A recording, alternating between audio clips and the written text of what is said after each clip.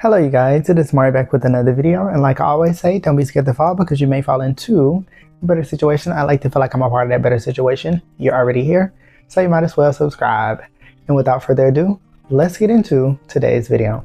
For me personally, being an empath has been a gift and a curse. Before I was even aware of what empathy was, I'd always struggled with social interactions. With being out in crowded places, I would be feeling overwhelmed with feeling the energies of everybody in the room, all at once. And my senses tingling like Spider-Man.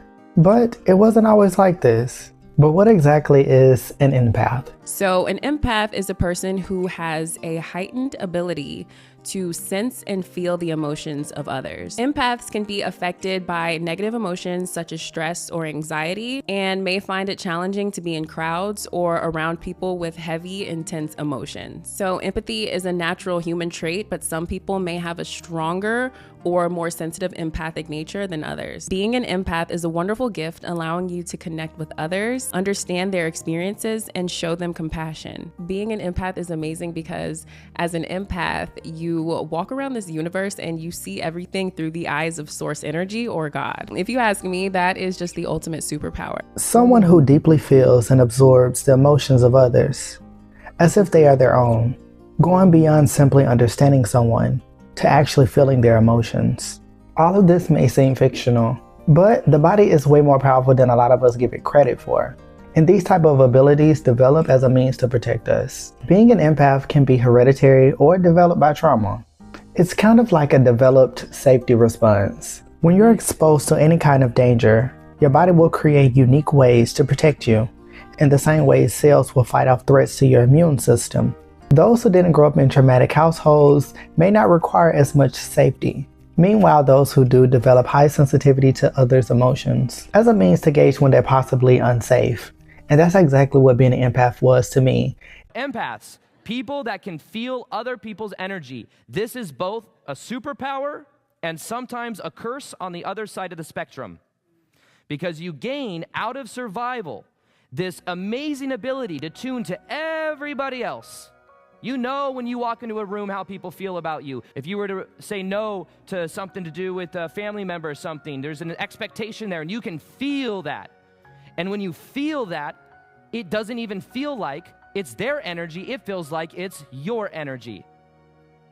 So what happens is, as this survival mechanism that we had as a kid, what we did when we were younger, normally before 5 years old, is we move the energy from the bottom 3 chakras of the root, sacral, and solar plexus. We move it up into this amazing ability to perceive of what everyone else is thinking and feeling. And then what happens is we start modifying ourselves so that we can then act according to what will get that validation and approval. Some of the benefits of being an empath are high intuition that can help with detection of deception, hidden motives, and unspoken words. Physical mirroring, meaning you physically experience the pain of others. Environmental sensitivity, highly in tune to energy shifts in any room. Conflict detection, can sense rising tensions or underlying anger before it escalates. The dark side of being an empath is sometimes absorbing energies that you don't want, which means absorbing bad energies. When you're someone who is unaware that you're an empath, you may absorb these energies and start to feel like they're your own emotions. You may change yourself trying to fix the emotions that weren't even yours to begin with. This is why people pleasers sometimes believe that they are empaths, because this is something that they have in common. But even though this gives you the same response, the cause of this originates from a different place. The problem isn't being sensitive. It's learning when to turn it off and when to not absorb these energies. When you're an empath, you immensely feel emotions. You immensely feel sorrow. You immensely feel fear. And when you feel these things, you'll oftentimes try to jump in and try to solve these things, which causes you to overextend yourself and overplay your part. Which is why it's crucial for all empaths to understand to not let the energies you absorb become you. The reason why a lot of empaths are entering their villain era, and go back and watch my villain era series from last year if you haven't seen it. The reason why a lot of empaths are entering into their villain era, or why it's going to look like that, is really only because they're giving people back their stuff. They're not the benefit of the doubt person you're used to. They're not going to be the self-sacrificing person you're used to. They're not going to be the one who's constantly trying to make things work, the diplomatic one. They're not going to keep being the fixer. They're not going to keep entering to spaces where they feel needed. They're not going to keep using their life as a contribution for everyone to have a tool.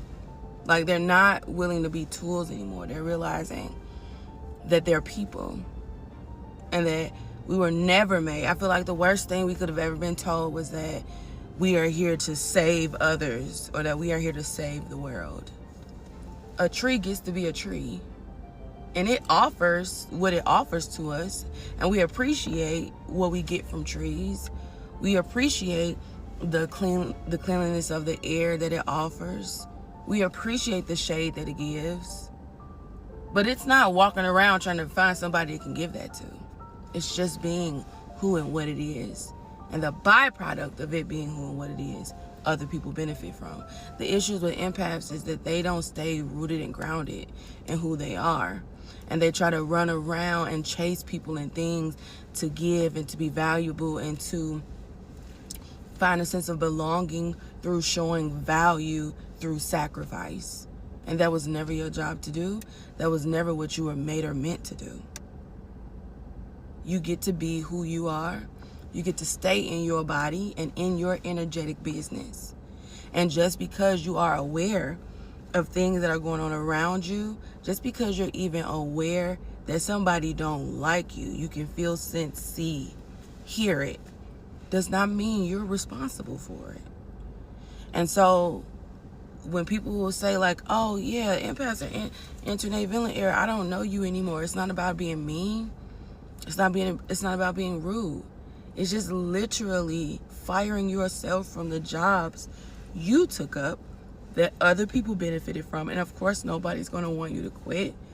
Who wants to surrender free labor? People benefit from that.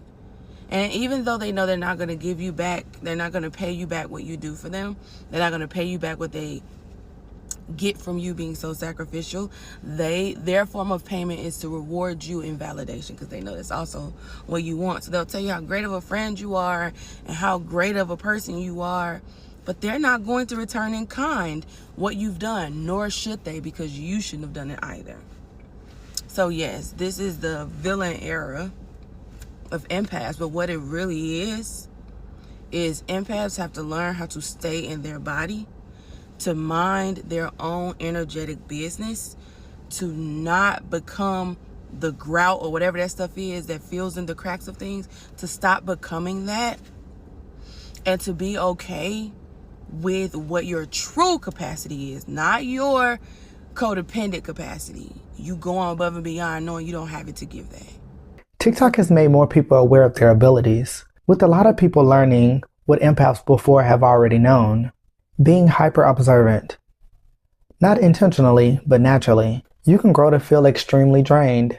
And sometimes, when it's too much, an empath can even go into their villain era, which has been termed the dark empath. Being someone who is immensely empathetic in a world that praises individualism, this has given way to a society of people who honestly care about themselves and only themselves. When a selfish person comes across someone who pours into them with no requirements, they use them for their own gain. The empath will know this and understand them, and that is where the grace will come from.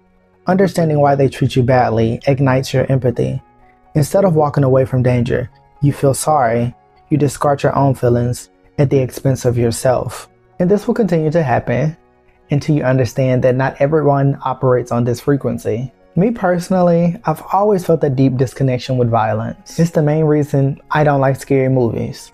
I feel like gore is very popular in movies today, especially scary movies, but for me, it's almost unbearable.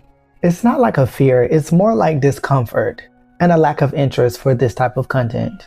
I can read a book or watch a documentary about violence, but to see it brings me so much discomfort. Seeing homeless people, dead animals on the street, children being abused, all things I couldn't watch, all because I didn't know how to separate what I was feeling from what I was seeing. That discomfort is what turned me away from having interest in anything like that at all. I don't even like watching Facebook fights or fights on Twitter or anything. I don't like to see any type of violence. Just like that sad moment in a movie that makes even the viewers cry, but instead, I would actually feel those emotions and it would change my mood because I would internalize those feelings as my own. Even the thought of some of these things that happen in life can sometimes send a shiver up my spine. I feel the energy of trees. I feel the energy of animals and people. I always thought this was normal. Everyone could feel the same way that I did, but I soon realized that they didn't. It took living this life a long time to discover that a lot of people did not operate on this frequency. A lot of people didn't have these heightened senses like I do, which made me naive to how people really felt about me. Most times I noticed the signs, but I would think, what if what I felt I was reading was wrong? I never acted on what I saw until I was forced to. Sounds a lot like people pleasing, right? Because it is. But for me, it was deeper than that. I felt like I was doing the right thing to keep people in my circle and actually going above and beyond to make sure that I'm treating people that I love with care and respect. On the flip side, when an empath meets someone who is narcissistic and manipulative, this is when the tables can turn a little bit.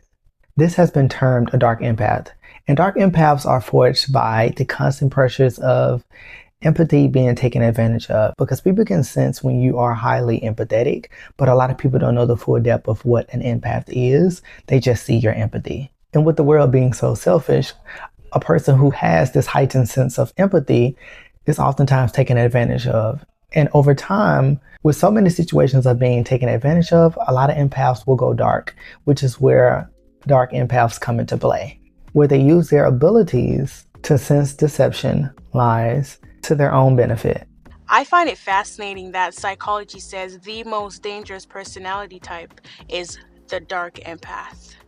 These are people who show empathy, but they're able to read your emotions like a book, and they're not afraid to hit you where it hurts.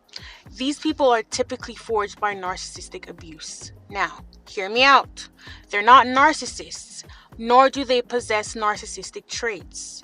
They're just able to see through the manipulation, and instead of clocking it and calling you out, they study you and use it for their own personal gain. I know, scary. And because of their strong discernment, they're always going to have the upper hand. I have to stay tuned for my next video on dark empaths.